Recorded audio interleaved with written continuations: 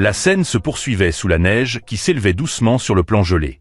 Alors que le décor se transformait, on découvrait les forces de Trovian se tenant fièrement sur le champ de bataille glacé. Devant eux, les soldats ennemis vaincus, liés et désarmés. Les guerriers de Trovian se dressaient, solides et déterminés, tandis que les prisonniers tremblaient sous le poids de la défaite. Devant tout, se tenait Ed Trovian, sa cape flottant au vent glacial, son expression impénétrable. Derrière lui, s'étalait une rangée après rangée de ses troupes disciplinées, leur silence reflétant l'autorité inflexible de la maison Trovian. Parmi les prisonniers, une figure se redressa lentement, le mépris brûlant à travers les ecchymoses sur son visage. Déchirant ses dents, il fixa Ed d'un regard noir, crachant des grognements rauques. Des misérables. La rage le submerge soudain, il se jette en avant, hurlant « Croyez-vous vraiment que cela vous permettra de vaincre Ragnar ?» Sa voix se brisa, mais il continua d'avancer, crachant du venin à chaque mot. Finalement, l'épée de Ted Trovian trancha, le silence s'abattant brutalement sur ses lèvres. Un éclair rouge traversa l'air, rapide, décisif, impitoyable. Sa tête bascula avant qu'il ne puisse comprendre, et Ed Trovian abaissa sa lame avec la même froideur qu'il avait affichée depuis le début. Il n'y avait ni émotion, ni hésitation, seulement l'inéluctable conséquence d'un jugement. Le sang coula sur l'acier, dégoulinant sur la terre glacée tandis qu'Ed exaltait, sa voix plate et dédaigneuse. Quel ennui, les hommes de Ragnar. Toujours les mêmes, même dans leur dernier soupir. Le corps s'effondra, plongeant vers l'avant dans la neige, au moment où un soldat se précipitait vers lui, s'agenouillant au contact d'Ed. Sa voix tremblait d'urgence alors qu'il annonçait « C'est une nouvelle grave, maître patriarche-major. Nous avons reçu des informations. L'opération de l'archipel flottant a échoué. » Les yeux d'Ed se tournèrent. Après un souffle, il demanda d'un ton froid et mesuré « Qu'est-il advenu de Noal ?» Le soldat s'agenouilla encore plus bas, la tension se lisant dans chaque mot, tandis qu'il répondait « Nous avons perdu le contact, monsieur ?» Une autre silhouette se fit un chemin parmi les rangs. Sa posture était rigide, son casque masqué inclinant légèrement lorsqu'il s'inclina à côté du soldat agenouillé. Sa voix était calme, mais teintée de conséquence, lorsqu'il déclara « Noal. Ce produit défectueux semble avoir échoué. » Il leva lentement la tête. Derrière le casque, un éclat prédateur, ténu mais intense, se faisait voir, froid et menaçant. Si l'archipel flottant tombait entre leurs mains, notre principal centre de distribution s'effondrerait, et l'équilibre de cette guerre pourrait basculer à jamais. Avec une assurance presque gourmande, il proposa « Je m'en occupe ». Il s'agissait l'un des 9 vassaux consacrés. Pourtant, Ed n'hésita pas. Son manteau se déplaça légèrement sous le vent glacial, tandis qu'il se retournait juste assez pour répondre à la requête. Ses paroles glaciaires tombaient, impitoyables et absolues. « Non, abandonnez-le. La capitale immense de l'archipel a déjà été sécurisée. » Sans attendre, il se mit en marche, son manteau balayant la neige rouge, sans comme si le champ de bataille se pliait à sa volonté. Derrière lui, les soldats de Trovian, d'une discipline impeccable, suivaient en formation serrée. Leurs épées s'élevaient et descendaient dans des arcs glacés et impitoyables, tandis que les prisonniers capturés, déjà agenouillés, étaient exécutés avec une efficacité brutale. « Il est regrettable, » dit-il, sa voix aussi stable qu'un éclat de lame. Mais il ne faut pas se laisser aveugler par cela et perdre de vue ses priorités. Concentrer les forces restantes au centre, ordonna-t-il, d'un ton si calme qu'il semblait presque glacial face au tumulte de la guerre. La guerre elle-même n'est qu'une diversion pour détourner le regard. Il s'arrêta un instant, la tête levée, alors qu'une faible lueur violette scintillait au plus profond de ses yeux. « Écrivez ceci dans votre esprit », ordonna-t-il, sa voix se pointant, prenant une teinte mortelle. « Notre objectif est unique. » Un se tenait à ses côtés, aussi silencieux que jamais, ne se risquant même pas à un souffle, tandis que la conviction d'Ed s'intensifiait. Tout était destiné à lui. La voix d'Ed résonnait dans cet immense espace, annonçant la renaissance du fou empereur dragon. L'image se dissipa dans le soleil d'un horizon baigné de lumière, où l'archipel flottant, rajeuni, s'étendait. Des eaux calmes scintillaient sous le ciel pâle, tandis que des navires mouillaient leurs quais avec douceur, et les voix des marchands et des ouvriers emplissaient l'air, annonçant le retour de la vie sur l'île. Dans un bureau surplombant le port, une brise légère portait le murmure lointain de la conversation à travers la fenêtre ouverte. Nous pourrions simplement utiliser la ligne ferroviaire, autrefois exploitée par le groupe marchand, déclara quelqu'un avec assurance, depuis l'autre côté de la porte. Une autre voix répondit, toujours pas des nouvelles des marchands du Sud. Antonio, courbé derrière une montagne de documents, ne réagit presque pas. Ses coudes reposaient sur le bureau, tandis qu'il enfonçait ses doigts dans ses tempes. L'épuisement était gravé dans chaque ligne de son visage. Il expira lentement, mais la tension lui tenait obstinément. Un bref soupir rompit son irritation. Antonio leva les yeux. Théo entra dans la pièce, les pas calmes et assurés, refermant la porte derrière lui. « Vous semblez accablé de préoccupation, » dit Théo. Théo s'approcha du bureau, s'arrêtant juste en dessous de la lueur de la lumière de l'après-midi. « Le réseau logistique de Ragnar rencontre-t-il des difficultés ?» demanda-t-il, sa voix calme mais directe. Antonio laissa échapper un souffle qui tenta, en vain, de paraître nonchalant. Quel manque de gratitude, vraiment. C'est bien plus simple quand on n'a pas à calculer les variables d'une mère capricieuse. Antonio se redressa légèrement dans son fauteuil, croisant le regard de Théo avec une expression tendue, pleine de conflit. Sa voix était basse et empreinte d'un sérieux désarmant lorsqu'il avoua « Je vais être franc. J'ai peur de vous, Ragnar. Je vous suis reconnaissant de nous avoir libérés de Trovian. Mais rien dans ce monde n'est jamais vraiment gratuit. » Le poids de ses réflexions s'intensifiait à chaque mot. D'un geste bref, il lança un coup d'œil au drapeau de Ragnar suspendu silencieusement au mur. Tout ce que nous avions bâti pourrait être emporté en un instant. Seul le nom de l'envahisseur changerait. Il hésita, la mâchoire serrée comme si les mots suivants résistaient physiquement à s'échapper. Finalement, il baissa les yeux sur le sol, des ombres s'étirant sur son visage. Ce que je ne devrais pas dire à tes yeux, mais je me permets de penser parfois que nous étions plus sûrs en naviguant sur les mers. Lorsqu'Antonio leva enfin les yeux, Théo se tenait là, calme et détendu, et au lieu de colère, il simplement sourit. Théo croisa les bras, s'appuyant légèrement en arrière alors qu'il répondait d'une voix posée et mesurée. « Je comprends. C'est une préoccupation que tout chef doit considérer. » Antonio cligna des yeux, surpris par l'assurance de cette contre-plongée. « Car c'était une île, » déclara Théo, redressant le regard vers lui. L'archipel flottant était le lieu le plus dangereux de tous. Les yeux d'Antonio s'écarquillèrent. Théo leva la main, dévoilant un pendentif discret qui scintillait au soleil. Son isolement lui a évité les ennemis, dit-il, sa voix calme, mais teintée d'une conviction solide. Et, en raison de cela, il n'avait jamais connu le combat. Il laissa la vérité se poser comme un coup silencieux avant de poursuivre. Ainsi, même dans cette crise, il ne parvint pas à résister avec vigueur. Puis, Théo esquissa un mouvement de sa main. Le pendentif tourna dans les airs, se dirigeant vers Antonio qui tendit instinctivement la main pour le saisir. Alors que le métal froid se posa fermement dans sa paume, le ton de Théo se durcit. La défense nationale ne peut pas être résolue par la seule dépendance. Antonio fixa le pendentif, admirant le crâne sculpté, les serpents entrelacés et le poids métallique qui portait bien plus de sens que sa taille. Avant même de pouvoir lever la tête à nouveau, la voix de Théo retentit, claire et déterminée. « Même si cela implique des risques considérables, dit-il, une nation doit se préparer. » Théo le regarda un instant, puis ajouta avec une facilité feinte et perspicace. « Eh bien, dans tous les cas, il est heureux que vous y pensiez déjà. » Son ton se modifia lorsqu'il se pencha légèrement en arrière et demanda « Savez-vous par hasard quelle est la compagnie du dragon blanc de Ragnar ?» Antonio se redressa instantanément à la question inattendue. « Bien sûr, l'unité d'assaut aérien légendaire de Ragnar, celle qui chevauche des wyverns. »« C'est exact, » répondit Théo, un léger sourire étirant ses lèvres. L'archipel abritait également des créatures semblables aux wyverns. L'expression d'Antonio se durcit immédiatement, le souvenir remontant brusquement. « Tu veux dire les serpents marins ?» murmura-t-il. « Ne m'en parlez pas. Ils errent en meute et détruisent tout sur leur passage. Chaque fois qu'ils apparaissent, c'est considéré comme une urgence. » Avant qu'Antonio puisse prononcer d'autres mots, des cris lointains éclatèrent à travers les murs du bureau. Urgence. Des serpents marins au niveau des docks. Les voix se faisaient de plus en plus paniquées à chaque seconde. Tous les civils, évacués immédiatement. Tous les personnels de combat, préparez-vous au combat. Antonio frémit au moment même où le chaos s'est déchaîné à l'extérieur.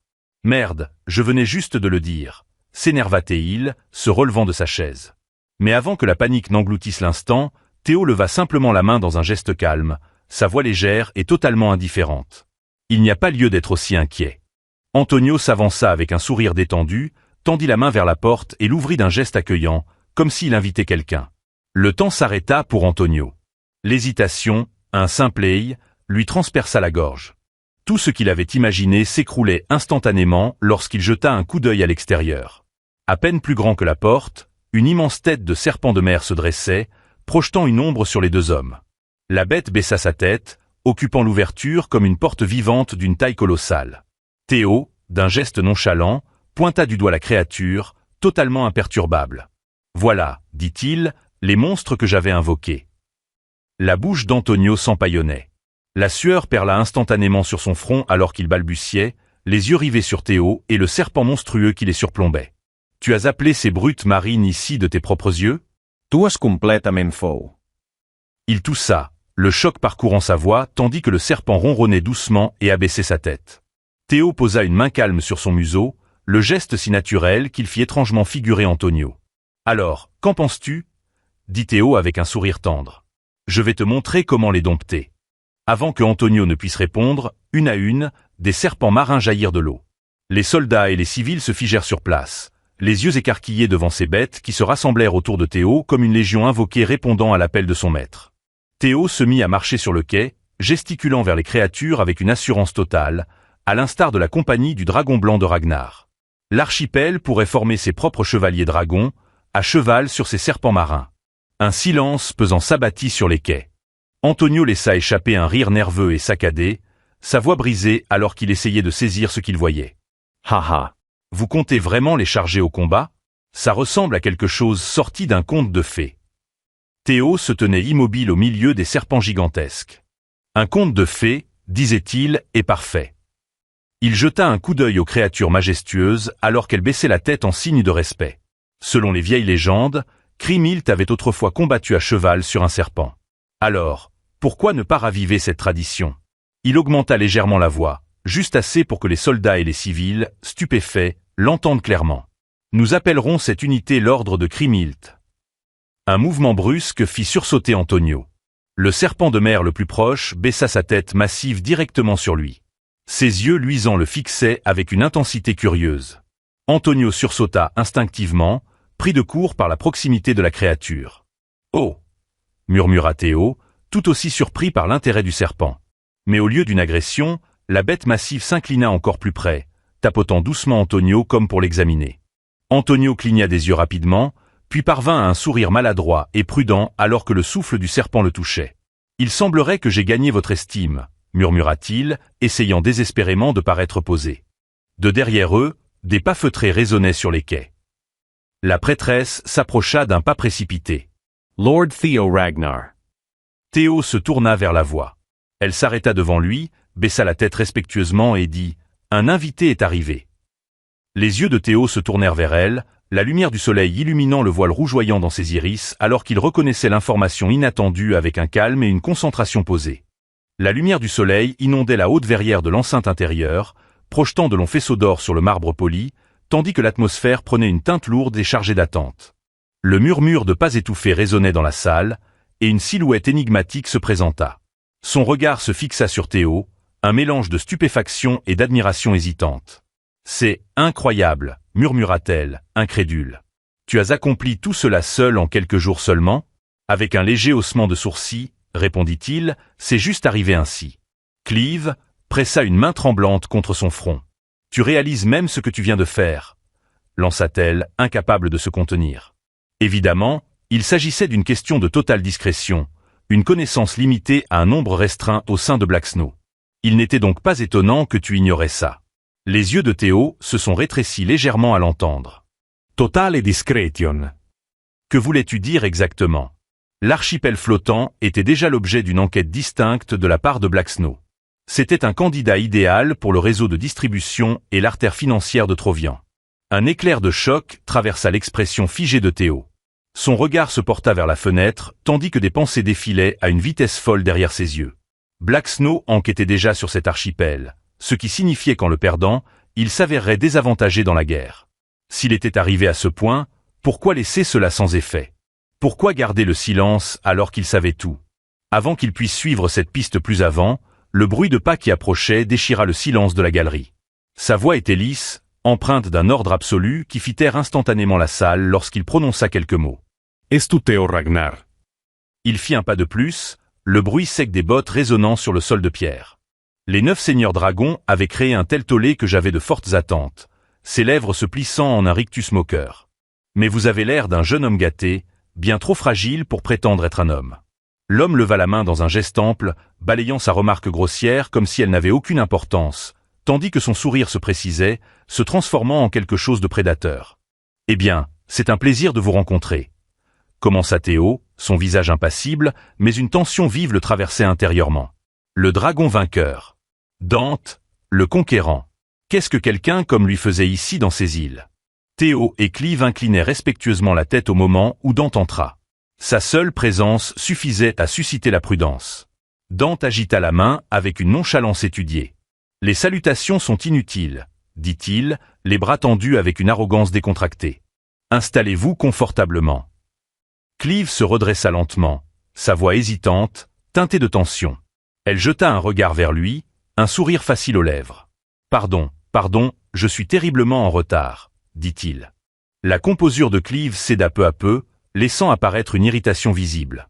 Alors qu'elle s'avançait vers lui, sa voix prit une tonalité plus acérée. « Vous avez laissé jusqu'à ce que la situation à l'archipel flottant dégénère à ce point. » déclara-t-elle. « Pourquoi n'avez-vous rien signalé à Black Snow ?» La mâchoire de Théo se contracta légèrement alors qu'il écoutait. À l'intérieur de son esprit, la vérité s'installait lourdement. Ainsi, Black Snow avait mené une enquête directe. Cela explique pourquoi la situation avait été classée comme top secret, même au sein de Black Pillard. Clève continua, sa voix teintée de frustration. Parce que de cela, notre position au sein de Black Snow est devenue extrêmement délicate. Avant qu'elle ne puisse dire autre chose, l'atmosphère se dérida violemment. Une pression écrasante se déchaîna dans la pièce, sans le moindre avertissement. Un halo rouge intense jaillit autour de Dante. « Mes excuses pour cela, » dit-il, le halo carmin s'intensifiant autour de lui. Mais pour être honnête, Clive fut la première à réagir.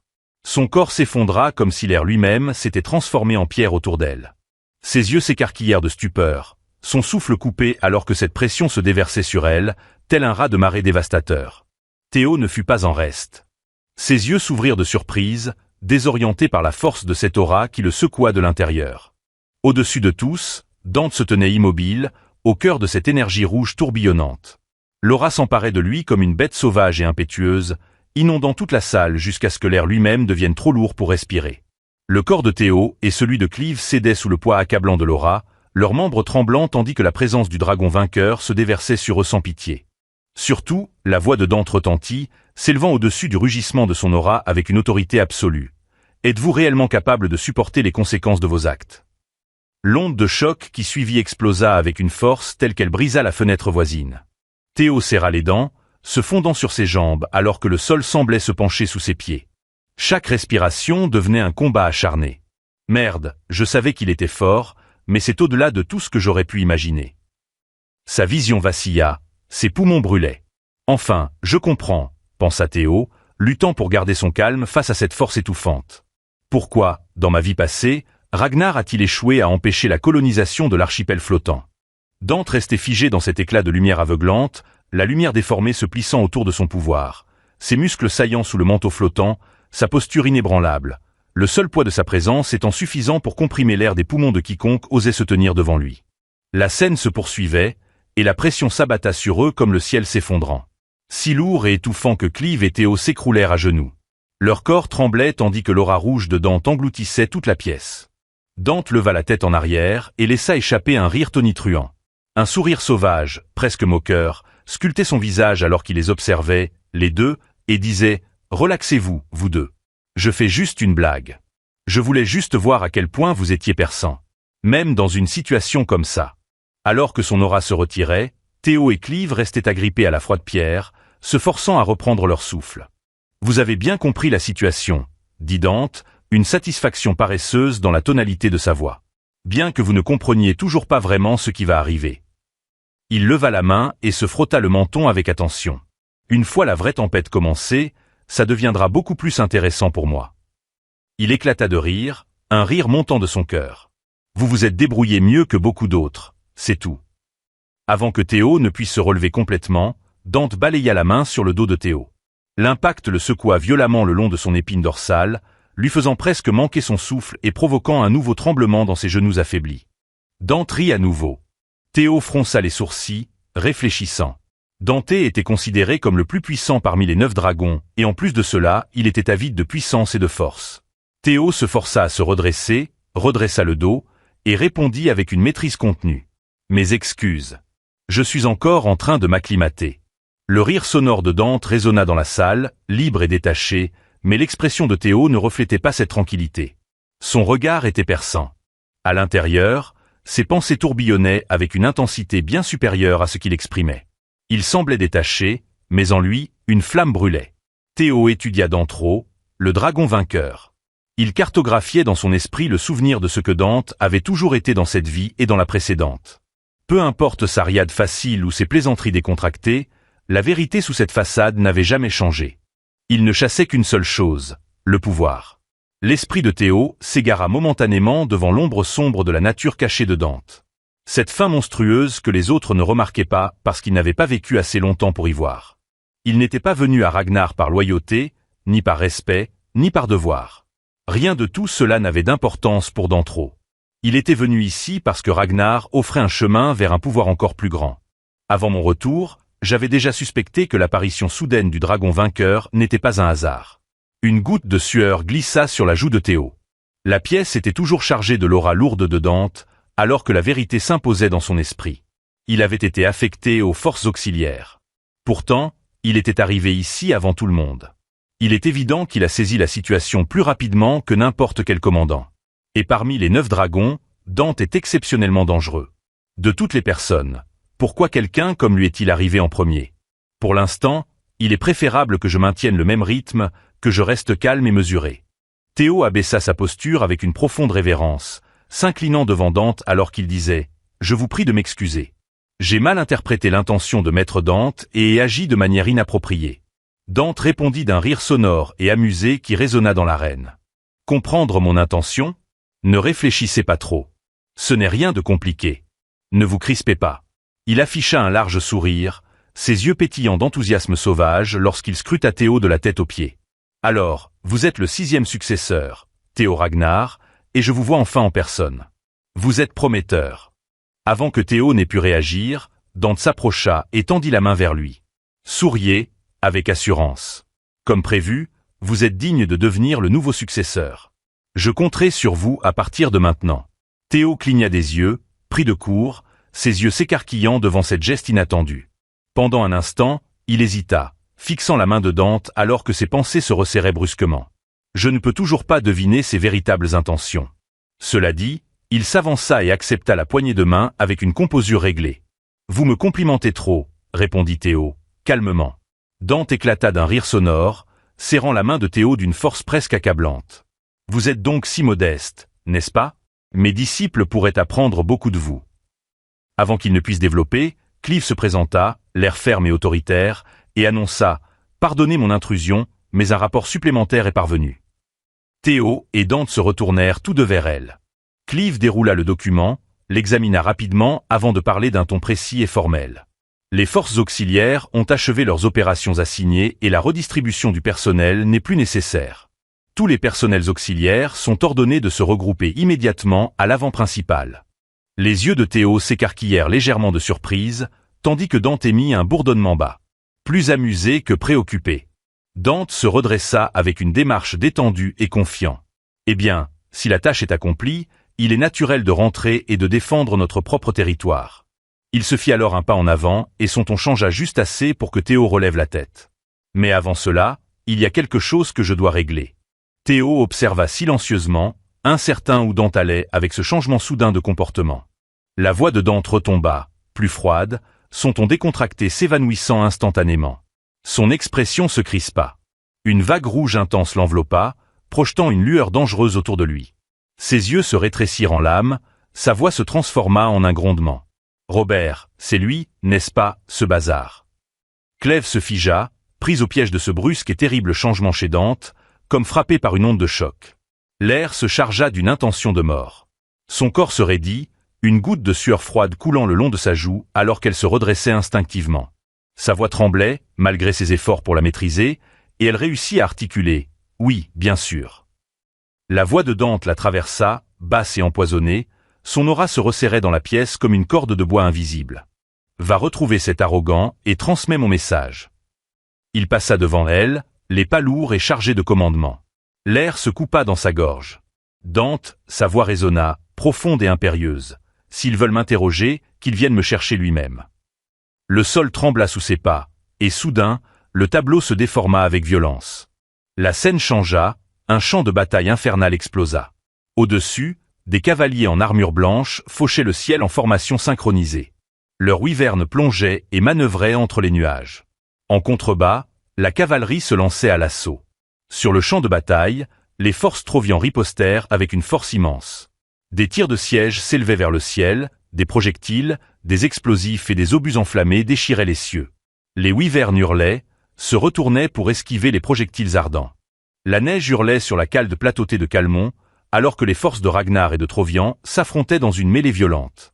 La tempête, tourbillonnant autour d'eux comme un champ de bataille, s'était manifestée. Les soldats de Trovian, en formation serrée et disciplinée, foncèrent à l'assaut des boucliers de Ragnar, leurs armes dressées vers le ciel. Les guerriers de Ragnar répondirent avec une férocité égale. Au-dessus de ce chaos, Théo et les membres blindés de blanc surgirent du ciel, leurs wyvernes lacérant le vent glacé. À leur descente, les bêtes rugissaient, résonnant sur le champ de bataille comme des éclairs. Un bras se posa en premier, ses ailes déchirant la tempête neigeuse, tandis que Théo sauta de son dos dès que ses griffes touchèrent le sol. Son pas heurta la neige dure avec un coup sec, et il se lança déjà à course. Le soldat de Trovian le plus proche n'eut pas le temps de crier. Ses yeux s'écarquillèrent de stupeur tandis que Théo se rapprochait, rapide comme une ombre, une vitesse qui semblait impossible. L'épée de Théo traversa son corps d'un coup net et impitoyable. Le reste de la compagnie blindée de blanc suivit, s'écrasant au sol dans une vague coordonnée de métal et d'impact. Leurs lames étaient déjà en mouvement, creusant des sillons dans les rangs ennemis.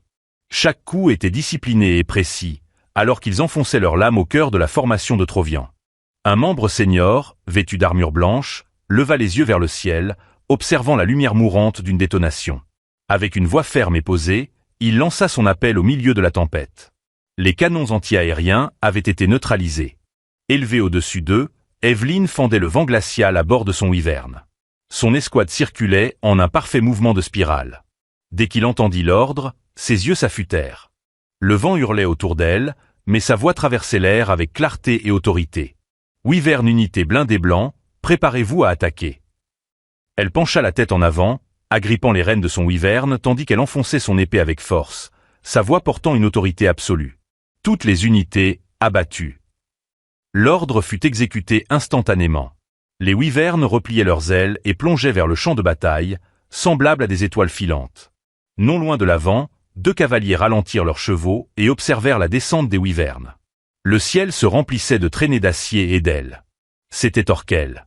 Il inclina la tête, un sourire aux lèvres à l'orée de sa bouche, observant les riders de wyvern tomber comme une pluie de météores. Ils sont vraiment très beaux quand ils volent, dit-il avec une assurance tranquille. Sa subordonnée lui lança un regard noir, clairement exaspéré par ses plaisanteries. Commandant Thorkel, vous recommencez. Nos hommes risquent de se blesser en entendant ça. Thorkel rit, la gesticulant avec un mouvement de la main. Allez, allez, je suis désolé. C'est juste amusant de les taquiner. Il se remit son casque. Un léger sourire persistait sur ses lèvres tandis qu'il ajustait les sangles et se mettait à cheval. Pas besoin de s'inquiéter autant. Nous sommes bien plus forts que de simples passereaux volants. Sa voix prit une autre teinte, le ton léger s'estompant au profit d'une tonalité plus stable, plus ancrée, plus loin que ce que les autres pouvaient percevoir. Il poussa son cheval pour le faire avancer derrière lui, la cavalerie massive se mettant en place dans une formation parfaite. Il le savait mieux que quiconque. Thorkel leva son épée au-dessus de sa tête, sa voix résonnant avec une force tonitruante alors qu'il appelait ses troupes. « Écoutez-moi tout le monde !» La cavalerie en armure noire se redressa instantanément, tous les yeux fixés droit devant eux tandis qu'il pointait son épée vers la ligne de soldats Trovian qui se dressait devant. « Détruisez tout ce que vous voyez. Aujourd'hui, nous écrasons l'ennemi et avançons vers demain. Cavalerie en armure noire, charge !» En un instant, le sol trembla sous leurs pieds. Les chevaux de guerre bondirent à l'avant comme une tempête d'acier noir, déferlant sur le champ de bataille dans une vague sombre et implacable. Au milieu du chaos, un soldat Trovian resta figé, la main levée. Un grondement étrange, plus grave, plus profond, plus proche, parcourut le champ de bataille. Ses yeux s'écarquillèrent. Il réussit à se retourner juste à temps, lorsque, wham! Les jambes de l'épée de Thorkel le frappèrent violemment en plein visage avec une force brisant les os, le propulsant à travers l'air comme un poupée-jouet. Sans cesser son élan, Thorkel fonça en avant, son épée dessinant des arcs lumineux et brûlants à travers l'air glacé. La neige s'élevait sous le martèlement des sabots de ses chevaux, tandis qu'ils s'infiltraient toujours plus profondément dans les rangs des Trovians, leur énergie déchaînée déchirant les lignes ennemies avec une force absolument dévastatrice. De la poussière, de la glace et de la fumée s'élevaient vers le ciel dans un nuage tourbillonnant, se transformant en une colonne noire et menaçante, témoignant de la violence qui venait de s'y dérouler. Puis, le champ de bataille disparut, et la scène se transforma. Loin de ce chaos, le camp de Ragnar s'étendait à travers la neige. Des rangées de tentes illuminaient la scène sous la lumière vacillante des feux, et des ombres de soldats se déplaçaient lentement, leurs pas apaisés désormais que le rugissement de la bataille s'était enfin éteint. À l'intérieur l'une des tentes, des voix s'élevaient dans un soulagement. Fatigué, triomphant, quelqu'un annonça la victoire, et l'atmosphère changea instantanément.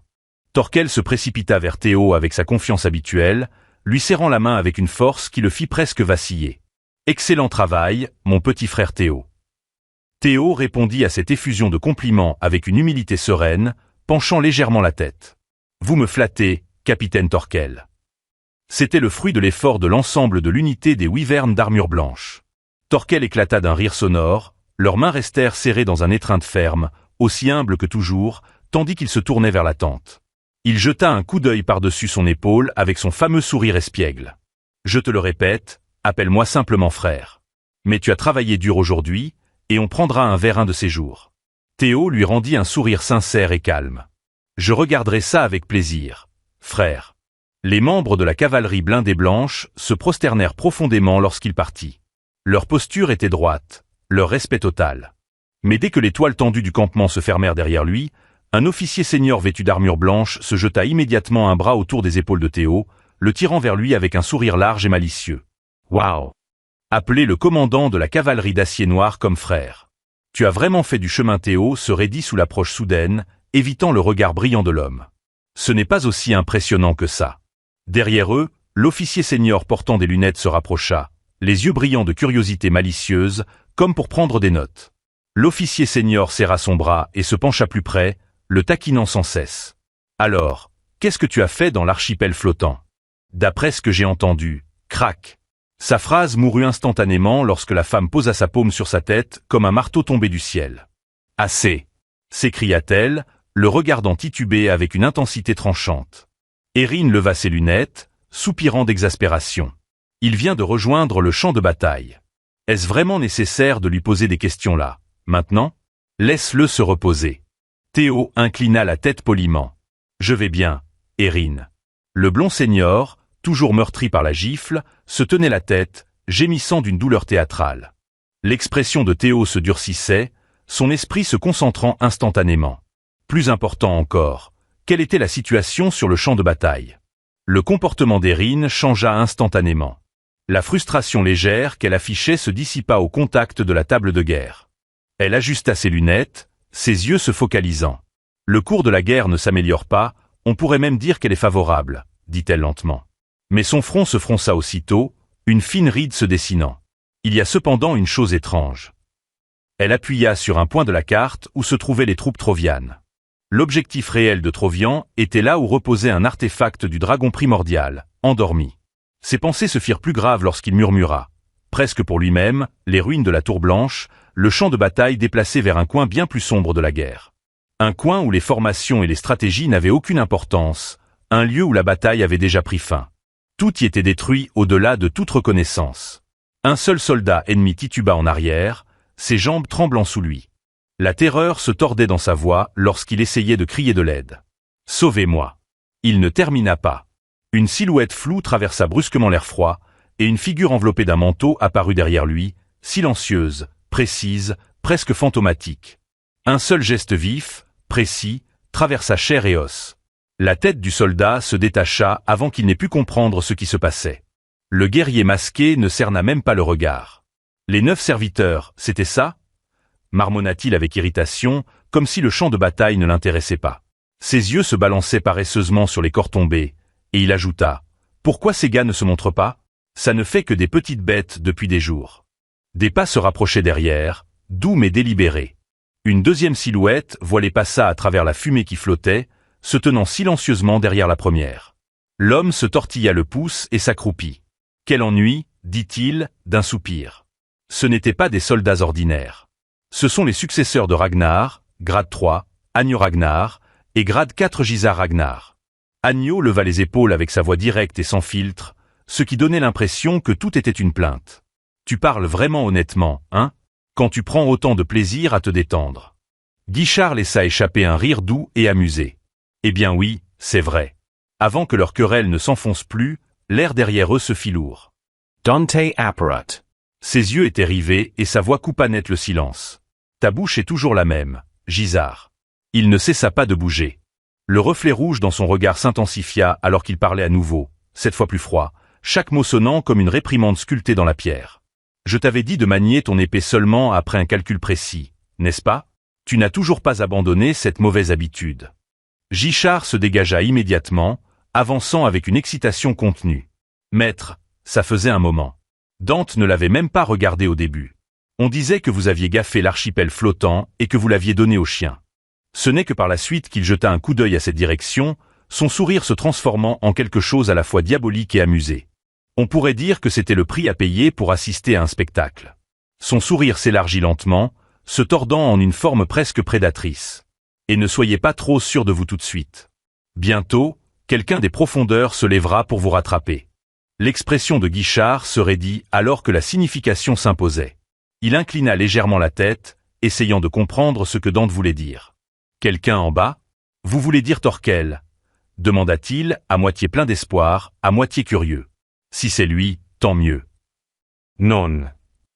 Gisard l'interrompit instantanément, d'une voix neutre et tranchante. Guichard ne laissa pas le temps à la tension de se dissiper. Elle délivra les mots suivants avec une clarté inquiétante. Le maître parle du 6e. Agno cligna des yeux, surpris d'un instant avant de lancer un rire bref et dédaigneux. Celui qui est récemment devenu successeur, dit-il, frottant son menton avec un sourire amusé. Allez, maître. Croyez-vous vraiment que nous sommes des recrues? Nous ne sommes pas des novices que l'on pourrait facilement écarter. Mais sa voix s'éteignit au moment où le ton de Dante changea. L'air se fit lourd, le froid s'intensifia. Les mots de Dante tombaient alors, comme une lame lourde enfoncée dans la terre glacée. Mais si cet enfant c'était lui? La phrase inachevée de Dante flottait dans l'air froid, acérée et suspendue. Il la termina, d'une voix calme et pesante, sans équivoque. Et s'il était le choisi? Le choc de ces mots se propagea comme une onde de choc.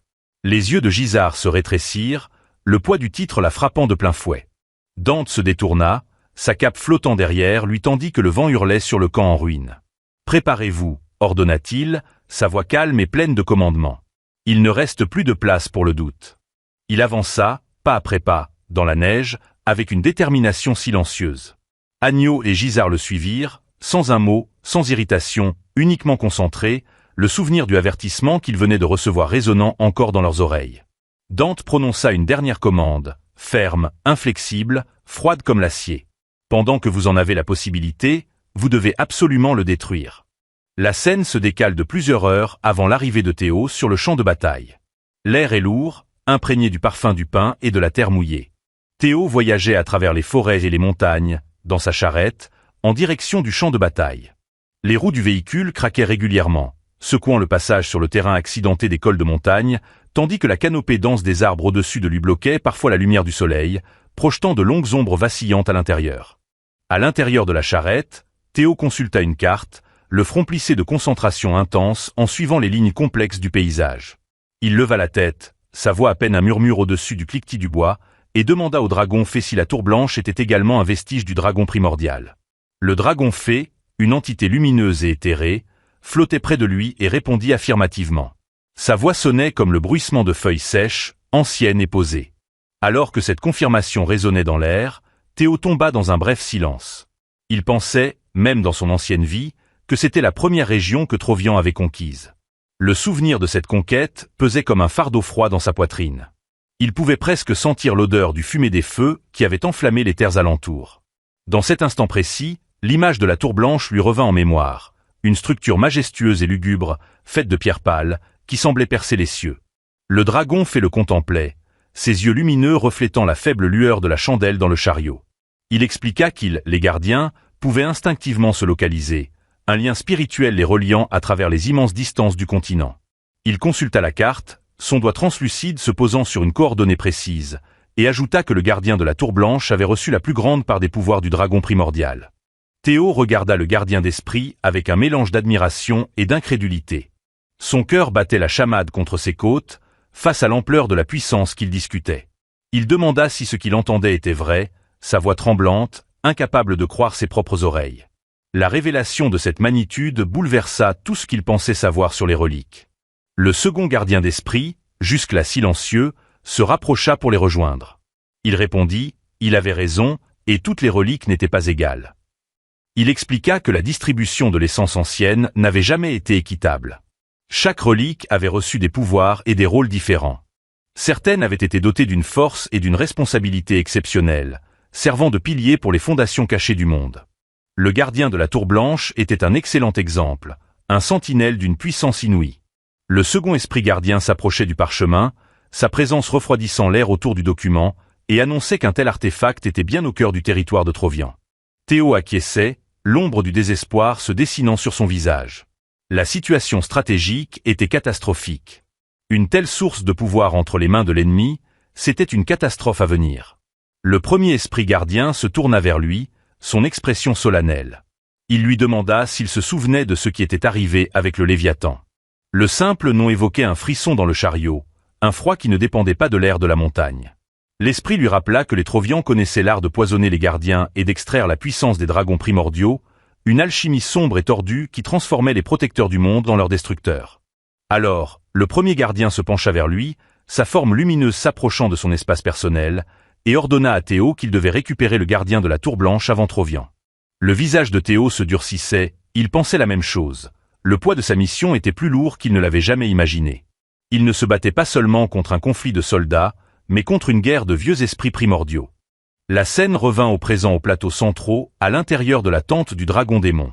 La bataille au Mont des Lames avait été un triomphe retentissant pour Ragnar, une victoire qui aurait dû apporter la célébration, mais l'atmosphère restait tendue. Théo était venu rencontrer le dragon démon après le combat, ses bottes encore maculées de la poussière du plateau. Il avait sollicité l'autorisation de s'infiltrer dans le territoire des Trovians pour atteindre la Tour Blanche, conscient que chaque instant qu'il attendait était un moment que l'ennemi utilisait pour faire avancer ses desseins sombres. Le commandant du dragon démon, une figure imposante dont la présence semblait engloutir la lumière dans la tente, se pencha sur sa table de guerre. Il lui demanda pourquoi il devait se rendre à la montagne rocheuse. Sa voix était un grondement grave, comme celui de pierres encombres. Théo répondit, « Les forces des Trovians sont étrangement concentrées là-bas. » Il gesticula vers le rapport étalé devant eux, les yeux acérés. Il poursuivit. Elles doivent y être allées pour une raison, et Théo affirmait avec certitude qu'il en était certain. La logique était solide, mais le commandant ne se laissait pas facilement influencer. Julius qualifia l'information de non-sens. Le commandant se redressa, son immense ombre planant au-dessus de Théo. Il lui demanda s'il voulait abandonner le champ de bataille pour une mission indépendante, sa voix chargée de scepticisme. Ses yeux s'embrasant d'une colère intense, ils irradiaient une chaleur draconique dangereuse. Il reprocha à Théo d'être devenu trop arrogant avec ce titre de Ragnar, et s'en quittait-il simplement? Le visage de Théo se déforma alors, consumé par le désespoir, car son plan était menacé. Il sentait les murs se refermer sur lui. S'il ne recevait pas l'autorisation, la Tour Blanche s'écroulerait et la guerre serait perdue avant même de commencer. Il tenta de raisonner, sa voix chargée d'urgence, lui assurant qu'il travaillerait d'arrache-pied pendant son absence, qu'il doublerait ses efforts une fois de retour. Le commandant dragon démoniaque le fixa longuement, dans un silence angoissant qui s'étirait jusqu'à devenir insupportable. Puis, il sourit, un sourire brusque et taquin. Il lui annonça qu'il plaisantait. La tension se rompit comme une brindille sèche. Il exprima sa confiance dans la décision de Théo et lui indiqua qu'il pouvait repartir sans inquiétude. Il précisa également que la cavalerie du Dragon Blanc ne faiblirait pas simplement parce qu'il ne participerait pas au combat. C'était un témoignage de la force de leurs troupes et un gage de confiance dans la valeur de Théo. Écoutant les paroles du commandant, Théo finit par afficher un sourire de gratitude. Le soulagement était palpable, chassant le froid glacial qui s'était installé dans son estomac. Le commandant Julius, le dragon démoniaque lui rendit son sourire, un rictus acéré et plein de dents, et lui demanda simplement qu'il veuille bien s'assurer de ne pas revenir les mains vides. Avec un éclat malicieux dans le regard, il ajouta qu'il le ferait, et sa ration serait retirée en punition. C'était une plaisanterie entre guerriers, mais les enjeux étaient bien compris. Théo répondit avec un sourire confiant, assurant qu'il ne le décevrait pas. Il s'inclina profondément, son esprit déjà tourné vers la longue route qui l'attendait et les dangers qui se cachaient au cœur de la terre ennemie. Au milieu des montagnes escarpées, où les pics ressemblaient à des dents brisées et le vent hurlait à travers les canyons étroits, se dressait la tour blanche. La structure était encore plus impressionnante de près, un pilier d'ivoire défiant les nuages sombres des tourbillonnants. Les forces des Trovians avaient établi leur camp autour d'elle, leur feu de camp parsemant les pentes comme des étoiles maléfiques. Théo avait fait voler son wyvern près de la tour blanche, la créature battant des ailes silencieusement dans l'air froid de la nuit. En observant le nombre impressionnant de soldats qui patrouillaient autour du périmètre, il réalisa que la situation était bien plus sérieuse qu'il ne l'avait imaginé. À peine il s'approchait, il serait découvert. La densité de la garde était bien supérieure à ce qu'il avait anticipé. Le gigantesque wyvern atterrit à proximité, ses griffes claquant doucement contre la pierre gelée. Théo descendit de sa monture, ses mouvements fluides et silencieux. Dans sa pensée, il admirait l'animal, capable de changer de couleur à volonté pour se fondre dans la nuit. L'instant d'autrefois, la couleur était celle de la lune pâle, et l'instant suivant, elle était aussi sombre que les ombres d'obsidienne des montagnes. Il caressait le wyvern, sentant les écailles froides et lisses sous sa paume, pensant que c'était une caractéristique d'un dragon esprit mêlé à un serpent. La créature frottait sa main affectueusement, ses yeux dorés brillants d'intelligence. Il remarqua alors son wyvern un bras, car c'était la raison pour laquelle le voyage était si facile. Sans la rapidité et la discrétion de la bête, il aurait passé des semaines à traverser le terrain traître. Il lui ordonna de retourner à la base, car le chemin qui l'attendait était à lui de le parcourir seul. L'infiltration nécessitait un profil plus discret qu'un dragon ne pouvait offrir. Ils se dirent au revoir et suivirent des chemins séparés. Un silence partagé, une compréhension mutuelle, passa entre Ryder et Mount. Le wyvern s'envola vers la base du ranger, sa forme disparaissant dans la brume en quelques secondes. Seul, dans le silence des pics, Théo utilisa sa technique de pied, son corps se transformant en un tourbillon de mouvement alors qu'il approchait rapidement de la tour blanche. Il se déplaçait avec la grâce d'un prédateur, ses pieds à peine touchant le sol. Il se cacha derrière un rocher géant, sa respiration superficielle et contrôlée, scrutant chaque mouvement de l'ennemi. La sécurité autour de la tour blanche était serrée. Des soldats en armure lourde parcouraient les remparts et des mages se tenaient prêts, leurs bâtons luminescents d'enchantement défensif. Soudain, un soldat se trouvait près du rocher et remarqua quelque chose. Il s'arrêta, la tête penchée sur le côté, essayant de percer le sifflement du vent. Son compagnon demanda ce qu'il y avait, sa voix fatiguée et lasse après une longue surveillance. Le premier soldat lui répondit qu'il sentait quelque chose derrière le rocher et s'avança pour vérifier. Il serra son épée. Le son métallique de la lame résonna dans le silence de la nuit. Il scruta la zone, les yeux rivés sur les ombres, et ne trouva rien. Le rocher était désert, un simple bloc de granit froid. Il fut surpris, sa tension s'évanouissant, mais il s'excusa auprès de son camarade, expliquant que ce pouvait être son imagination. Il pouffa, un petit son nerveux, mais lorsqu'il se retourna, son cœur s'arrêta net. Théo avait déjà étranglé le cou de son compagnon. Le second soldat gisait à terre, sa vie éteinte sans un seul son. Avant que le premier soldat ne puisse réagir, ses yeux s'écarquillèrent d'une terreur absolue. Théo se jeta sur lui. La distance entre eux disparut en un instant. Le soldat ouvrit la bouche, ses poumons aspirant l'air, mais ses paroles ne parvinrent à personne, mortes dans sa gorge alors que le coup fatal de Théo atterrissait avec une précision meurtrière. Théo avait agi en un éclair, se précipitant pour attraper le corps avant qu'il ne frappe les pierres, afin d'éviter tout bruit qui pourrait alerter le reste du camp. De l'autre côté, près de la tour blanche et de l'autel, un bain de sang s'étendait. Le liquide était sombre et épais, reflétant le vacillement des torchers qui bordaient les murs de pierre. Au centre de ce bain, une coquille se dressait, recouverte de gigantesques veines rouges. Ces veines pulsaient d'un rythme nauséabond, comme le battement d'un cœur immense piégé derrière les murs de soie. Ed Trovian se tenait devant cette coquille, son visage baigné par la lueur rouge étrange du rituel. Ses yeux étaient fixés sur la coquille avec une intensité obsessionnelle. Soudain, une silhouette apparut derrière lui, ses pas résonnant dans l'écho de cette chambre creuse. Il trouva la scène amusante, sa voix lisse et moqueuse. Il s'agissait du maître de l'église du démon sacré, un homme dont la réputation de cruauté était connue dans toute la région. Il se tenait les mains dans les poches, observant la coquille pulsante avec un intérêt clinique. Il affirma qu'il n'avait jamais imaginé que Trovian s'opposât à Ragnar de cette manière, et qu'ils avaient même uni leurs forces avec l'église du démon sacré pour poursuivre la renaissance de l'empereur dragon déchu. Cette alliance était le produit d'une desperation et d'une ambition sombre, un pacte qui menaçait de déchirer le monde. On apercevait alors la coquille plus clairement, la lumière se déplaçant pour révéler l'horreur qu'elle contenait. Dans le cocon, une silhouette humaine, enveloppée de veines épaisses, se tenait là.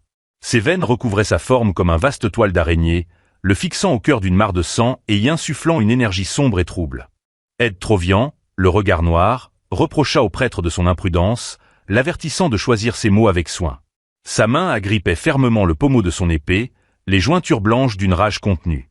Avec un visage grave, il expliqua que cette figure était le véritable maître de Ragnar. Sa voix, chargée d'une dévotion fanatique, résonnait dans l'air. Il poursuivit, assurant que, pour l'instant, un imposteur se faisait passer pour le seigneur, mais qu'il reprendrait bientôt le trône. Il était convaincu que l'actuel leadership n'était qu'une mascarade, un simple rempart avant le retour du pouvoir ancestral, renaissant dans ce sang. Ceux qui servaient la véritable maître, c'étaient les véritables Ragnar. Il ordonna aux prêtres de se souvenir de cet avertissement. Une déclaration de guerre civile, un rejet total de ce que représentait le Ragnar actuel. Le prêtre, d'un ton condescendant mais docile, acquiesça, se penchant légèrement, un rictus imperceptible sur ses lèvres. Il ajouta que les préparatifs pour le rituel de résurrection qu'il avait sollicité approchaient de leur terme. Les runes complexes gravées dans le sol commençaient à vibrer d'une énergie basse et constante. Il expliqua que pour le ramener des enfers, des matériaux dignes de sa grandeur étaient nécessaires. Le prix de cette résurrection était élevé, payé en chair et en ancienne puissance. Les matériaux nécessaires étaient le corps d'un Ragnar de sang et la puissance du dragon primordial. C'était un sacrifice double qui exigeait la destruction même des fondations de leur monde. Le jeune maître de Trovian s'avança. Il annonça que le corps de Ragnar pouvait être produit à tout moment, sa voix froide et dédaigneuse des vies qui seraient perdues pour l'obtenir. Il conclut donc que la clé résidait dans la conquête de la Tour Blanche. Il se détourna du cocoon, son regard se posant sur un subordonné agenouillé dans l'ombre, qu'il avait attendu. Il demanda à son subordonné comment se déroulait la conquête de la Tour Blanche à cet instant précis. Le subordonné frissonna, sa tête baissée presque au sol, et répondit que la puissance contenue dans la Tour Blanche était considérable et qu'elle résistait farouchement au venin démoniaque. La tour elle-même semblait posséder une volonté propre, une lumière sacrée qui brûlait l'avarice qu'il cherchait à instiller. Il ajouta que même l'évêque principal de l'église démoniaque sacrée y était engagé, déversant ses magies interdites dans la brèche, mais qu'il semblait impossible de la conquérir dans les délais impartis. La date butoir approchait et les défenses restaient impénétrables. Le jeune maître relâcha alors son aura, une vague écrasante de sombre intention qui inonda la pièce.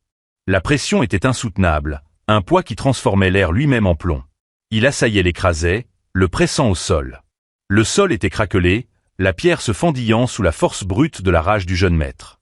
Dans un accès de colère, il ordonna, pour que cet homme ressuscite, la puissance du dragon primordial était la clé, et rien n'était impossible. Il ne tolérerait pas l'échec, pas tant qu'ils étaient si proches de leur objectif. Il exigeait que l'on fasse tout ce qui était nécessaire. L'écrasement était si violent que les yeux du subordonné prirent feu, poussés hors de leurs orbites par la force.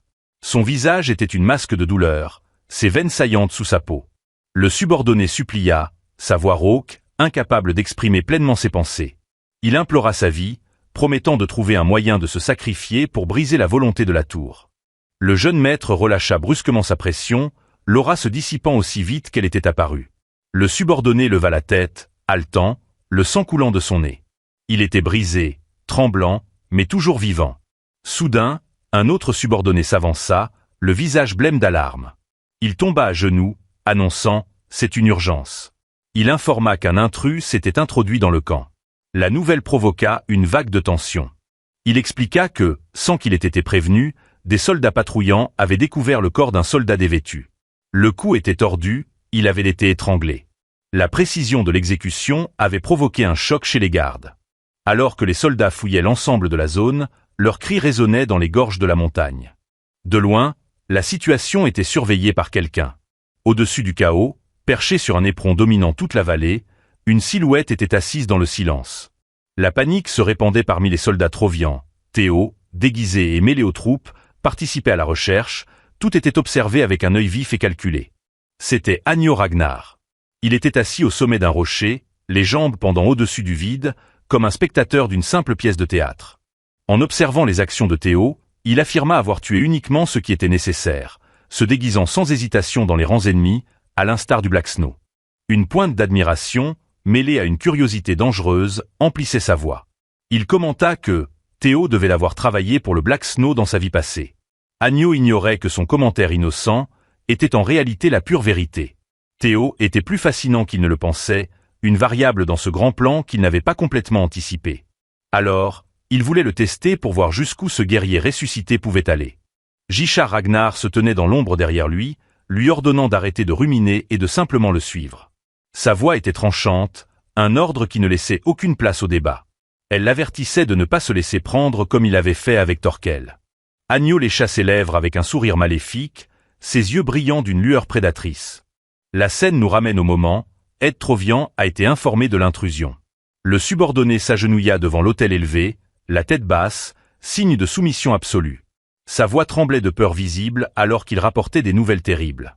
Le subordonné informa qu'une intrusion s'était produite. L'annonce fit immédiatement réagir le jeune maître de Trovian, qui se figea visiblement. C'était comme si un feu s'était allumé dans un pavé de poudre. Son visage se remplit de colère, et la peau autour de ses tempes se tendit si fortement que des veines bleues épaisses se firent saillir. L'intensité de sa rage était palpable, se dégageant de lui en vagues qui faisaient trembler le subordonné agenouillé. Il essaya de comprendre comment cela pouvait être possible. Ce lieu était censé être une relique, un secret enfoui sous des couches de tromperie et de sang. Seul un nombre très restreint de personnes connaissaient l'identité de la haute tour. C'était un secret, soigneusement gardé sous le sceau le plus strict, protégé par ceux dont la vie dépendait de son anonymat, et où le déploiement des troupes était dissimulé pour que personne ne remarque jamais leur présence ni leur objectif. Ils se déplaçaient comme des ombres dans la nuit. Pourtant, inexplicablement, la lumière les avait trouvés. Mais soudain, une pensée le traversa, tranchant à travers sa stupeur initiale comme une lame acérée. Le visage de Théo Ragnar apparut dans son esprit. C'était un visage qu'il connaissait trop bien. Un nom qui avait le goût amer de cendre sur sa langue. La colère monta en lui, l'idée que ce soit encore Théo Ragnar qui se dressait contre lui. Était-ce cet homme condamné à être une épine dans son pied à jamais? La possibilité brûlait dans sa poitrine, alimentant un feu qui menaçait de consumer sa raison. Mais il se calma soudain, pensant à quelque chose. La tempête dans ses yeux ne disparut pas, mais elle se transforma, devenant un froid calculé, une sorte de givre. Le subordonné, sentant un moment de silence et espérant apporter une solution, leva légèrement les yeux. Si nous renforçons la sécurité et approfondissons l'enquête, nous pourrons le rattraper bientôt, dit le subordonné, porteur d'une lueur d'espoir dans sa voix. Il pensait aux chiffres et aux murs, mais le jeune maître l'ignora. Il ne voulait pas de plus de murs. Il voulait une autre sorte de piège. Un sourire mauvais se dessina sur son visage, un repli lent de ses lèvres dépourvues de chaleur, et il ordonna au subordonné de modifier le plan. Alors qu'il descendait de l'autel, se déplaçant avec une grâce prédatrice qui témoignait de sa confiance grandissante, il ordonna au subordonné de laisser seulement le minimum de troupes dans la tour blanche et de faire immédiatement son retrait. Le subordonné affichait une expression de trouble, ses yeux s'écarquillant de confusion totale. L'ordre semblait suicidaire, une invitation directe pour l'intrus à passer devant la porte principale. Le jeune maître atteignit le bas des marches. Il descendit de l'autel et déclara « C'est la clé ». Sa voix était un murmure grave, empli d'une sombre prise de conscience. Il continua, affirmant que l'intrus était probablement Théo Ragnar. Il le maudit, jurant qu'il conquiert inévitablement la tour blanche. Les yeux du jeune maître brillaient d'une anticipation tordue. Dans son esprit, la voie était dégagée. Il allait laisser Théo obtenir le pouvoir du dragon ancien et revenir. Puis il allait le lui prendre. Ce n'était pas une question de si, mais de quand. Il leva alors la main, un geste d'ordre précis qui traversa la faible lumière, appelant les serviteurs. Des mouvements se dessinaient dans les profondeurs de l'ombre derrière la salle, à l'arrière. 3 des 9 serviteurs les plus puissants se dressèrent derrière lui, agenouillés en parfaite synchronisation. Juste leur présence modifiait la pression atmosphérique dans l'air. Le jeune maître de Trovian se retourna, le visage grave, et lança. Si la conquête de la Tour Blanche était impossible, il suffisait de la prendre à celui qui avait acquis ce pouvoir. C'était une logique impitoyable. Laisser l'ennemi faire le travail, puis le dézinguer une fois le but atteint. Il appela alors les noms des 3 serviteurs. Ils se relevèrent de leur position, se dressant comme des piliers d'intention sombre. Le premier était éteint. Le second, Zwei. Chacun d'eux dégageait une force capable de rivaliser avec les 9 dragons. Le troisième, Drey. Leurs auras étaient épaisses, étouffantes, forgées uniquement pour la destruction. Ze et Tri étaient les serviteurs choisis pour cette mission. Ils se tenaient prêts, les yeux vides de toute émotion, attendant l'ordre qui allait les envoyer à la poursuite de leur proie. Il leur ordonna alors, d'une voix ferme, « Dès que l'on aura confirmé que Théo a acquis le pouvoir du dragon ancestral, il faut le tuer et s'emparer de ce pouvoir. Il n'y a pas de place pour l'échec dans mes ordres. Le commandement était impératif. Les serviteurs se prosternèrent respectueusement et déclarèrent qu'ils exécuteraient son ordre. Leur voix, un cœur d'acier et d'ombre, présentait une fin violente à l'intrus. Dehors, au milieu des murs de pierre glaciale et des terrains abrupts, les troupes de Trovian cherchaient désespérément l'intrus. Le camp était un véritable bourdonnement d'activité frénétique. Des lanternes balançaient sauvagement tandis que les hommes se faufilaient à travers les buissons.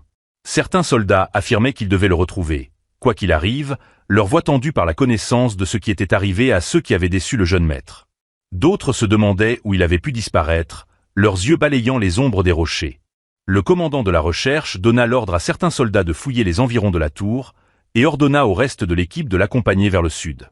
Un homme d'action, il donnait des ordres sans relâche pour maintenir l'élan de la chasse. Il cherchait un fantôme, une présence insaisissable qui les échappait à chaque tentative. Sauf qu'au grand étonnement de tous, Théo se tenait parmi eux, déguisé. Il se fondait dans la masse, portant l'uniforme même de ceux qui voulaient sa tête. Il observait le chaos avec une calme froide, son cœur calme malgré les dangers qui l'entouraient. Les soldats se déplaçaient depuis la tour, à la recherche de l'intrus, leurs bottes lourdes craquant sur le gravier alors qu'ils s'engageaient vers les pentes du sud. Alors que les soldats s'éloignaient, Théo s'approchait de la tour blanche. Il se déplaçait avec le silence d'un prédateur, glissant entre les brèches de leur formation. Il était incrédule de constater à quel point ils avaient été dupés si facilement. C'était presque comique de voir sa simple ruse les faire fuir dans la mauvaise direction. Alors qu'il avançait vers la tour, il se demandait s'il n'y avait pas de mot de passe pour identifier les amis ou les ennemis. C'était un oubli flagrant dans leur protocole. De plus, aucun renfort supplémentaire ne se faisait sentir. Il pensait que la sécurité elle-même était devenue plus laxiste qu'avant. C'était comme si la forteresse s'était endormie. La tour blanche était entourée de roches et de montagnes, une sentinelle solitaire de pierre blanche se dressant contre le paysage accidenté. Les soldats Trovian avaient campé autour de la tour blanche, leurs feux scintillant dans l'obscurité, comme des étoiles tombées. Alors que les soldats s'étaient déplacés, Théo s'approchait de la tour, pas après pas, ses yeux fixés sur sa cible. Voyant le silence ambiant, il pensa que l'ennemi essayait de le piéger. Le silence était artificiel, lourd de la menace implicite d'un danger imminent. Alors qu'il se rapprochait de la tour blanche, une notification apparut, illuminée d'une lumière douce et éthérée, flottant devant ses yeux. Elle indiquait qu'il avait découvert un ancien relique de dragon, la tour blanche. Le texte se matérialisa, confirmant sa destination. Théo se tenait devant la tour, réalisant que même si l'ennemi l'avait attiré là, cela ne comptait plus. Il avait parcouru trop loin pour être découragé par la possibilité d'une embuscade. Son objectif était à portée de main. Il tendit alors la main et toucha lentement la tour, ses doigts effleurant la pierre froide et millénaire. Soudain, une ouverture se dévoila, comme si elle apparaissait de nulle part. La pierre ne grinça ni ne se brisa. Elle se désintégra simplement, se repliant sur elle-même comme un rêve. Une lumière blanche intense se déclina, émanant de la fissure dans le mur de la tour et s'étendant pour devenir l'entrée de la tour. L'intérieur de la tour était bloqué par une lumière aveuglante, un mur de radiance qui occultait tout à l'intérieur. Théo entra, son silhouette engloutie par la lumière, pensant qu'il devait obtenir le dragon ancien avant que ses Trovians ne le fassent, car rien n'avait changé de sa vie passée, et il connaissait le prix d'être second. À peine Théo avait-il franchi le seuil de la tour, que l'air extérieur se déplaça à nouveau. Deux figures émergèrent de l'obscurité, comme attendu pour le moment précis où la porte s'ouvrait. Agneau Ragnar et Guichard Ragnar apparurent devant la tour. Agneau leva les yeux vers la flèche blanche, ses yeux reflétant la lumière mourante à l'entrée.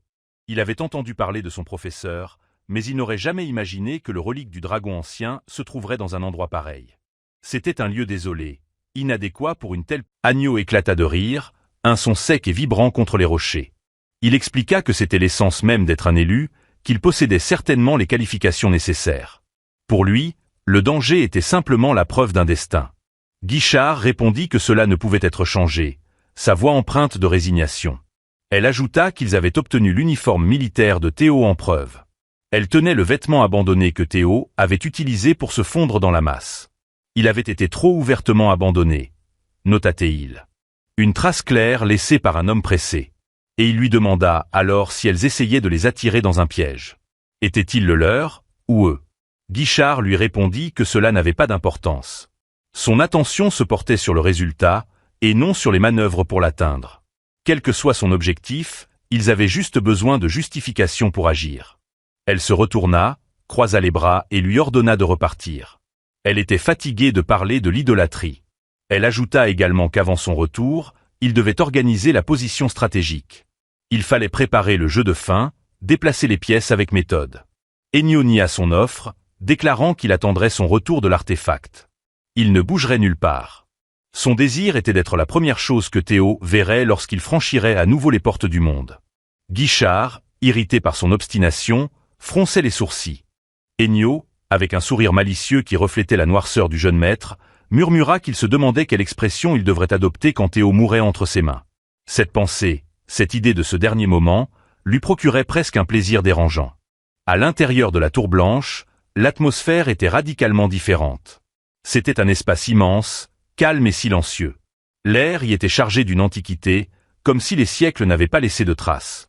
Théo se déplaçait dans ce vaste hall, ses sens en alerte. Il se fit prendre pendant un instant pour être vigilant, conscient que chaque ombre pouvait cacher un gardien, chaque silence, une piège. Dans sa main, Théo tenait l'épée du dragonnier. Le poids de cette lame légendaire lui apportait un certain réconfort. Il pensait que l'esprit de l'artefact de la Tour Blanche était celui qui avait reçu la plus grande part du pouvoir du dragon primordial. Il imaginait cette entité comme une bête colossale et terrifiante, un monstre aux écailles et au feu, une créature capable de tester les limites de sa force. Un bruit se fit sur le chemin devant lui, le son léger de pas approchant. Il prit une position de combat, muscles tendus comme un ressort, prêt à se défendre. Mais à sa grande surprise, l'esprit de l'artefact qui émergeait de la tour était minuscule et incroyablement mignon. Il s'agissait d'une petite créature reptilienne, plus à l'aspect joué qu'à celui d'un gardien légendaire. Il s'avança, ses grands yeux clignant d'une intelligence étrange, appelant Théo l'élu. Soudain, des larmes minuscules se mirent à couler de ses yeux, et il dit qu'il y avait eu récemment des individus qui avaient tenté de l'infiltrer avec du poison spirituel. Voyant sa nature, Théo fut stupéfait. Ce n'était pas la confrontation épique qu'il avait préparée. Il se questionna sur le fait que cet être minuscule puisse bien être le gardien le plus puissant. Il semblait impossible que cette petite chose contint la plus grande partie de l'essence du dragon primordial. Alors qu'il essayait de comprendre la situation, de concilier ses attentes avec la réalité, l'esprit continuait de lui parler, un flot incessant de plaintes et de salutations. Théo se retourna et demanda à ses anciens esprits d'artefacts s'il était bien celui qui lui avait indiqué comme étant le plus puissant, car il lui semblait bien trop fragile. Les autres esprits des artefacts tremblaient de peur, leur forme vacillant tandis qu'ils essayaient de se distancer du nouveau venu. Ils lui conseillèrent de ne pas se juger uniquement sur son apparence. L'un d'eux, avec une pointe d'ironie, se moqua de lui disant qu'il avait lui-même l'allure d'un jeune homme charmant, et qu'il se vantait d'être un descendant de la lignée. Il savait que Théo n'était pas encore au courant de la vérité. Théo se retourna alors vers l'esprit de la Tour Blanche, se demandant pourquoi tous les esprits des artefacts avaient peur de lui. Il devait y avoir une raison à leur terreur. Le petit esprit ressemblant à un dinosaure frôlait sa queue avec bonheur, totalement inconscient de la peur qu'il inspirait aux autres. Soudain, il se souvint qu'il n'avait pas encore se présenté. Il arrêta de bouger la queue et leva les yeux vers Théo, avec une nouvelle gravité. Il lui annonça alors son nom, Keratasuchus. Le nom sonnait lourd, ancien. Puis, il s'éleva dans les airs, son petit corps montant sans effort, et affirma qu'il était le plus loyal subordonné du grand dragon primordial et qu'il avait hérité du plus grand pouvoir. Il parlait avec une fierté démesurée, qui semblait disproportionnée par rapport à sa taille. Il se définissait comme le gardien qui protège le portail du Panthéon, ce lieu qui relie différents mondes. Il lui demanda à Théo de l'appeler Curado, de manière décontractée, comme s'ils étaient de vieux amis se retrouvant. Théo demanda alors « Qu'est-ce que le Panthéon ?» Le mot était inconnu, un vestige d'une langue oubliée par le temps. Curado répondit « C'était l'endroit où résidaient les dieux. » Il parla comme on parle d'un village voisin, avec une familiarité presque nonchalante. Au cœur des Highlands, dans ce lieu de rassemblement de Ragnar, une étendue aride de pics acérés et de vent glacial, un immense campement avait été installé. À l'extérieur, le monde était un paysage impitoyable de pierre et de glace. Des gardes, brillant de leur armure sous la faible lumière, étaient postés à chaque entrée, leurs mains agrippées fermement à leurs armes. Ils se tenaient comme des statues, mais leurs yeux, agités, reflétaient l'inquiétude des chefs rassemblés. Au centre de la pièce, le dragon blanc se dressait devant une immense carte, d'un détail incroyable, étalée sur une lourde table en bois. Sa présence était froide et impérieuse, un pilier de glace dans une pièce où les flammes étaient prêtes à s'allumer. Il leva les yeux, son regard balayant les figures présentes, et demanda si tous savaient pourquoi ils étaient réunis sur cette ligne de front, au cœur de la situation. Ces mots flottaient dans l'air, un défi, un rappel de l'urgence qui les entourait. On découvrit alors que les 7 autres dragons restants étaient assis dans la salle, leurs corps imposants projetant de longues ombres menaçantes sur les murs de toile. Ce sont les plus puissants de la lignée de Ragnar, le sommet de leur espèce. Même eux, affichaient un visage grave. Le dragon blanc se déplaça, ses doigts effleurant une ligne sur la carte. Alors, il a dit, alors que les 9 serviteurs de Trovian arrivaient, la guerre s'allongeait. La simple mention de ces serviteurs, ces entités monstrueuses créées par le dragon céleste traître pour s'opposer aux 9 dragons, a provoqué un murmure bas qui s'est répandu dans la pièce.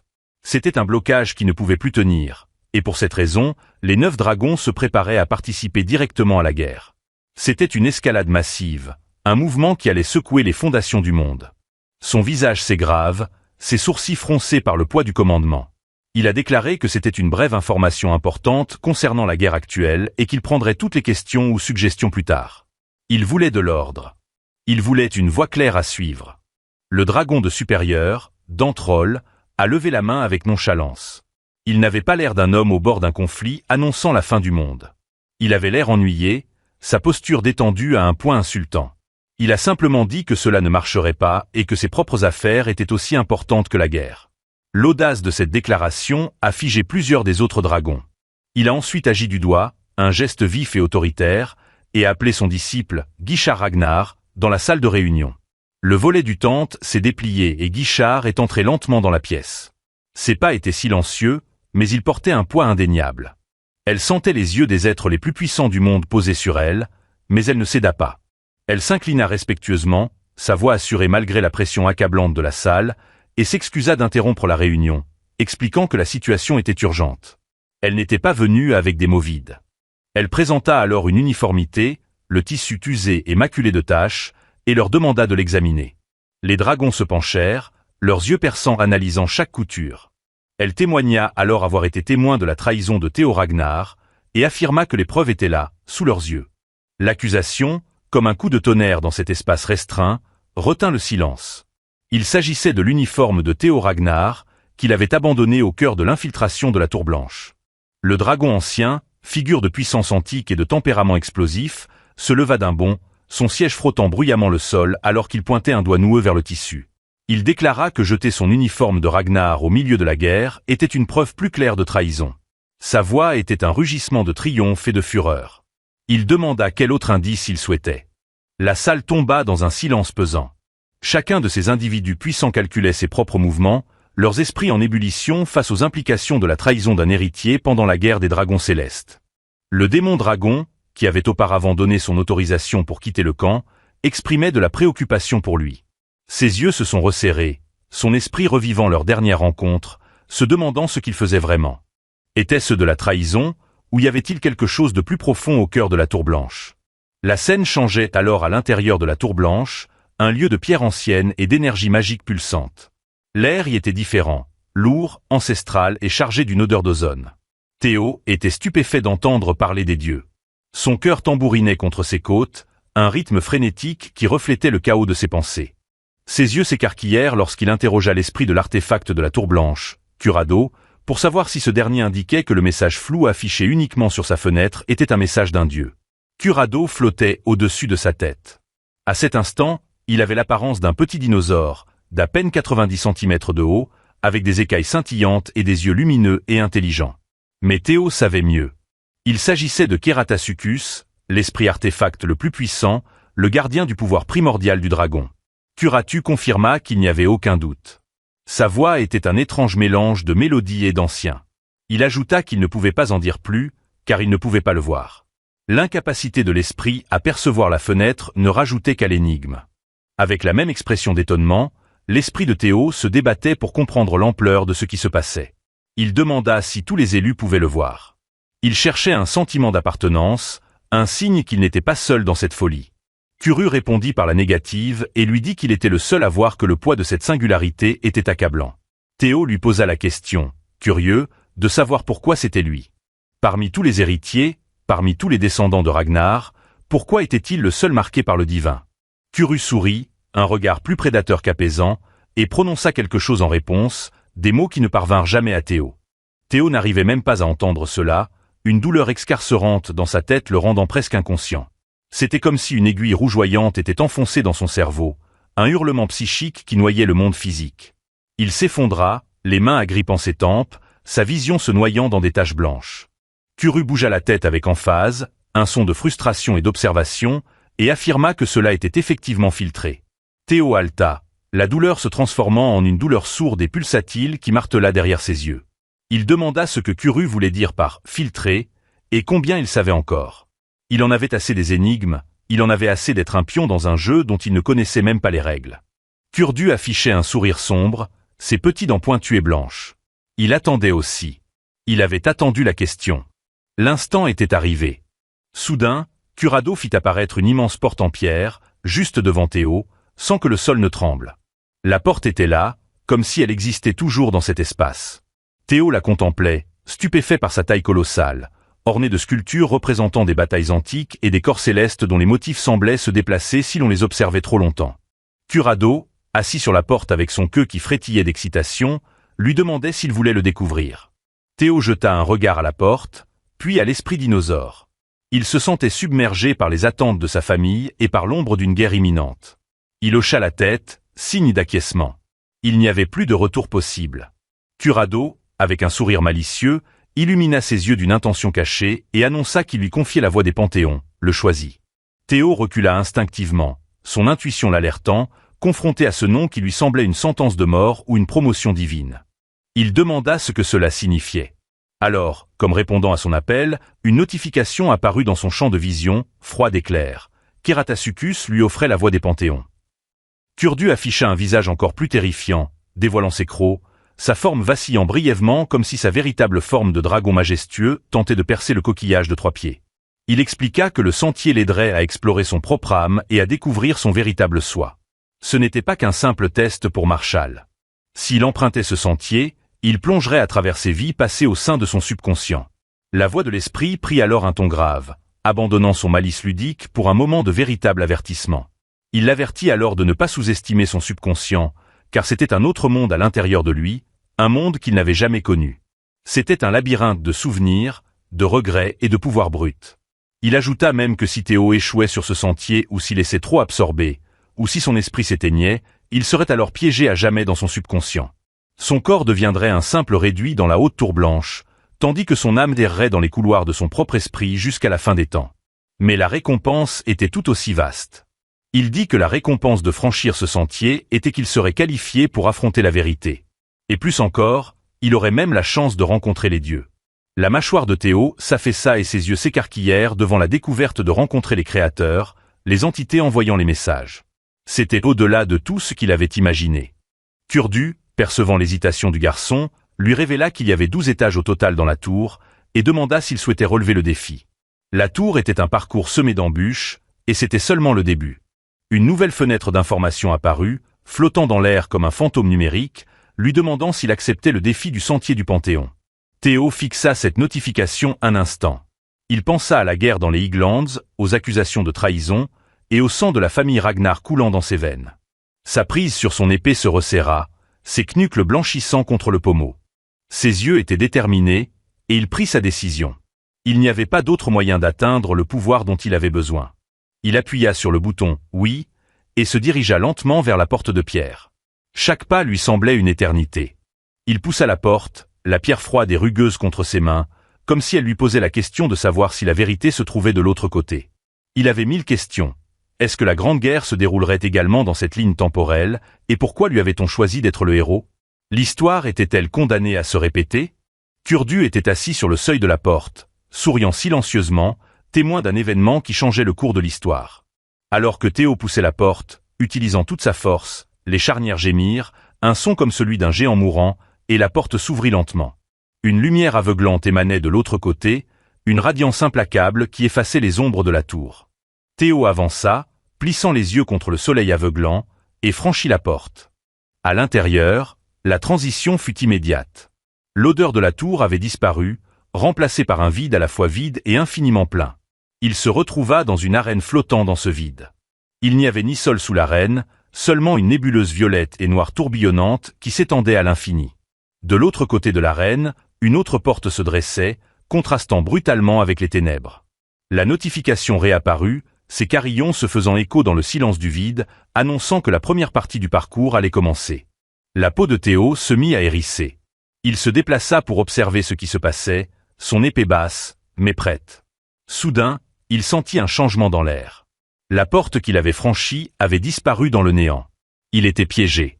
Puis la notification lui dit qu'il devait supprimer son subconscient et ouvrir la porte s'il voulait vraiment entrer dans le royaume du subconscient. C'était un paradoxe. Il devait se vaincre lui-même pour le trouver. Alors, un liquide noir commença à s'écouler des bords de l'arène. Il s'étalait comme de l'huile épaisse, bouillonnant et sifflant au contact du sol. Plus de liquide noir s'échappa et il prit lentement la forme d'un homme. La forme était d'abord informe, une silhouette d'ombre. Théo l'observait, le souffle court. Il se demandait si c'était le système de l'inconscient qu'il avait identifié. La situation ne lui parvenait pas d'être aussi dangereuse, compte tenu de la terreur qu'incarnait Kuradu. Il s'agissait simplement d'une ombre, une construction pure de mana et d'encre. Sauf qu'alors, une attaque se déclara, rapide et implacable, bien plus rapide que ce que Guichard ou les autres héritiers étaient capables de faire. Il esquiva instinctivement, son corps réagissant sans effort, mais une goutte de sang perla sur sa chemise. La sensation était réelle, la douleur vive. Instantanément, Théo adopta sa position, les yeux rivés sur l'adversaire, analysant la situation. Mais il s'immobilisa, figé devant la silhouette qui se tenait devant lui. Le liquide noir avait pris forme, les traits se précisant, les couleurs s'imprégnant de l'ombre jusqu'à ce qu'un double parfait se dresse face à lui. Le système confirmait que c'était le gardien de la porte de l'inconscient, mais il ressemblait étrangement à lui-même. Chaque détail, la façon dont il portait ses épaules, le léger éraflure sur ses bottes, tout était identique. Ils se regardèrent, immobiles, au centre de l'arène, chacun observant l'autre. Le silence était total, brisé seulement par le battement de son propre cœur. Théo réalisa qu'il devait se battre contre lui-même et se demanda si c'était une bonne idée. Il cherchait désespérément un avantage tactique dans ce cauchemar. Il concluait que lutter contre un ennemi inconnu, sans information préalable, serait bien plus simple. Théo connaissait ses propres faiblesses, ses propres habitudes, pensait-il.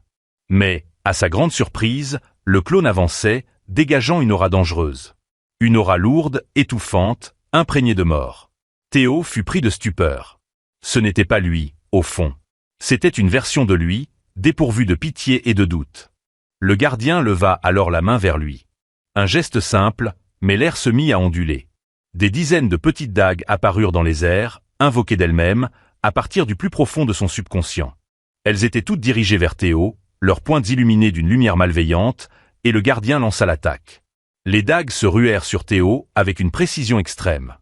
Elles ne se contentaient pas de voler, elles le chassaient.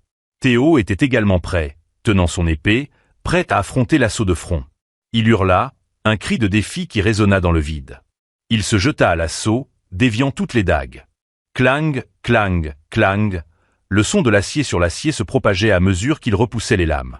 Mais il luttait clairement. La force derrière chaque dague était immense, vibrant dans ses bras et engourdissant ses doigts. Soudain, il se retrouva au bord de l'arène, à un pas du gouffre. Il se retourna, scrutant le vortex tourbillonnant et ressentit une pointe de peur glacée. Les dagues se ruisselaient à nouveau vers lui, une seconde vague aussi impitoyable que la première. Théo se jeta à nouveau à l'assaut, son épée à la main. Il ne pouvait pas rester sur la défensive, il allait être poussé au bord. Mais le grimoire, son visage était grave. Il canalisa chaque parcelle de son mana, chaque fragment de son entraînement dans une seule attaque. L'attaque de Théo créa une lumière aveuglante, des ondulations se propageant sur le sol. L'énergie était si intense qu'il semblait qu'un enfant était né sur l'arène. Il fendit le sol en de multiples lignes droites, la pierre se brisant et s'envolant dans le vide. Théo était sûr de sa puissance, il aperçut un espoir. Personne ne survivrait à une telle attaque de face, pas même un dragon. Il resta immobile, le souffle court, observant la fumée et la poussière se dissiper. Mais, à sa grande surprise, l'attaque n'avait causé aucun dégât. L'ombre était toujours là. Le clone n'avait pas bougé d'un pouce depuis sa position. Théo haletait, le souffle court, ses muscles en sueur. Le gardien avait dévié l'attaque, la confrontant de face avec une fouet.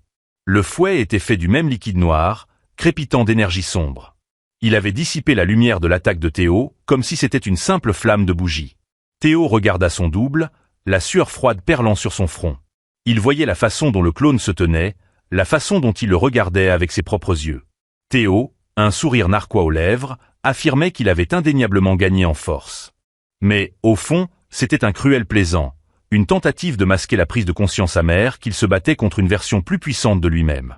Parallèlement, les yeux dorés du gardien brillaient d'une perception dangereuse. Il ne fixait pas son corps, mais son âme, attendant patiemment le moindre signe de faiblesse, le moindre craquement dans sa détermination. Merci d'avoir regardé. N'oubliez pas de liker et de vous abonner pour plus de contenu et laissez votre impression en commentaire.